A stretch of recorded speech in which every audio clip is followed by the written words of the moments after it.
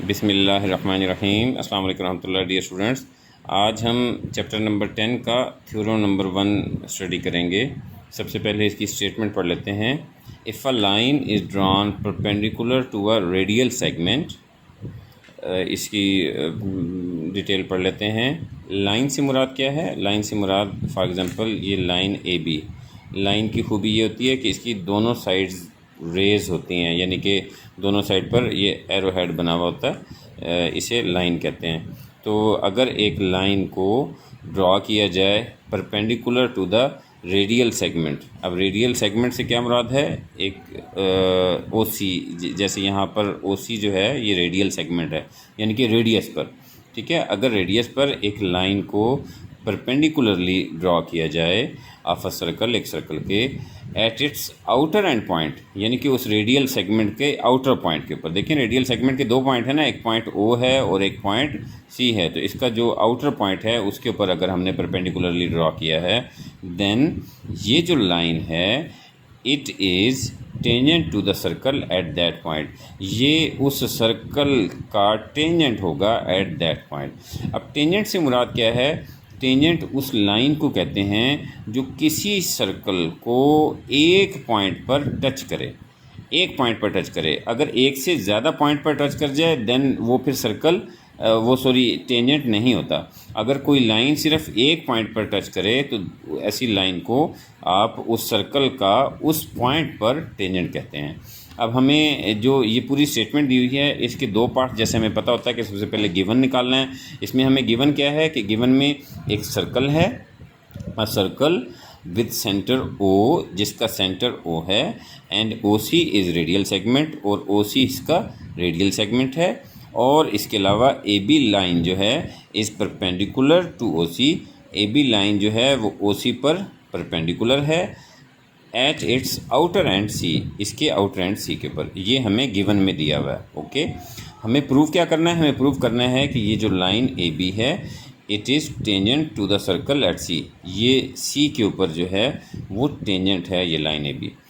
Construction, theorem को prove करने के लिए हमें कुछ ना कुछ कंस्ट्रक्ट करना पड़ता है, तो यहाँ पर भी हम कंस्ट्रक्शन कर रहे हैं। कंस्ट्रक्शन में वो क्या कर रहे हैं? Take any point P on the line A B other than C, C के अलावा कोई भी पॉइंट पी लें, किस पर? लाइन ए बी पर। और फिर क्या करना है? उस वो जो सेंटर है ओ, उसको उस पॉइंट पी से मिला देना है। प्रूफ की तरफ आते हैं। प्रूफ के हमेशा दो पोर्शन होते हैं, एक पोर्शन में स्टेटमेंट और सेकंड पोर्शन में हम उसकी रीजंस देखेंगे। तो स्टेटमेंट की तरफ आते हैं। सबसे पहले हम ट्रायंगल ओसीपी को स्टडी कर रहे हैं। ट्रायंगल ओसीपी के अंदर major angle OCP is 90 degree.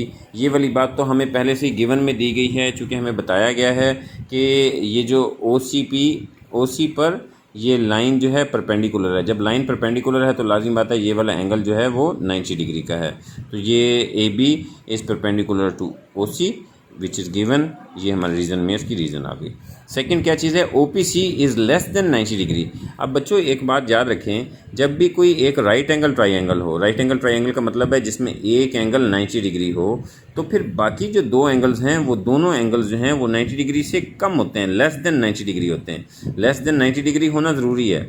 वजह क्या है कि एक ट्रायंगल के अंदर sum of all the three angles is equal to 180 degree, यानी कि तीनों एंगल्स का मजमुआ जो होता है वो 180 डिग्री के बराबर होता है। तो एक एंगल पहले से ही 90 डिग्री हो गया, तो बाकी दो एंगल्स मिलकर 90 डिग्री बनाएंगे, तब टोटल 180 डिग्री होगा। तो ऑटोमेटिकली दोनों एंगल्स जो हैं वो 90 डिग्री से कम होंगे, ये भी 90 डिग्री से कम होगा और ये भी 90 डिग्री से कम होगा। तो इसका मतलब क्या हुआ कि major angle O P C यानी कि ये वाला एंगल जो है ये लेस देन 90 डिग्री है। और इसकी रीज़न क्या है? Acute angle of right angled triangle, right angle triangle का अक्यूट एंगल यानी कि छोटा एंगल।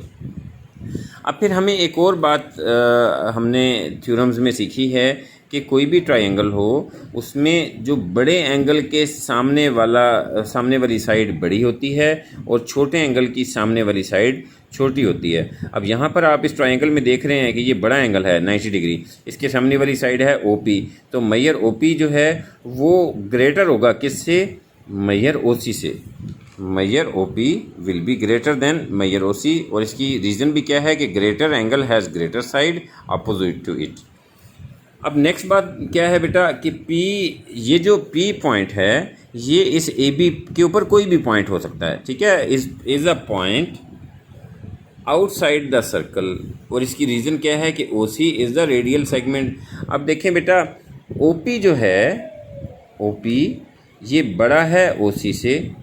जब ओ पी ओ सी से बड़ा है, ओ सी क्या चीज़ है, ये एक दायरे का रेडियस है। एक दायरा इस रेडियस से ज़्यादा बड़ा हो ही नहीं सकता, तो यकीनन ये जो पॉइंट पी है ये ओ सी से दूर है। दूर का मतलब क्या है, ये सर्कल से बाहर होगा। ये पॉइंट पी जो है ये सर्कल से बाहर होगा, इसलिए सर्कल से बाहर है क्योंकि ये सर्कल के रेडियस से बड़ी साइड है, और बड़ी साइड वो यकीनन दायरे से बाहर निकल के होगी।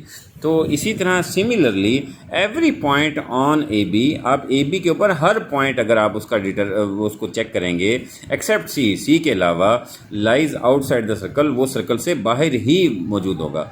तो इसका मतलब क्या हुआ, hence A B intersects the circle, वो सर्कल को कता करती है या सर्कल को मस करती है, सर्कल को टच करती है एट वन पॉइंट ओनली, और वो वन पॉइंट कौन सा है, सी है।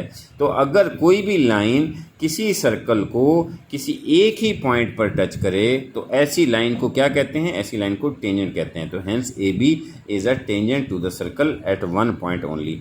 यही हमने प्रूव करना था, ये प्रूव आखिर में हो गया, और इसी के से हमारा थ्योरम एंड हुआ।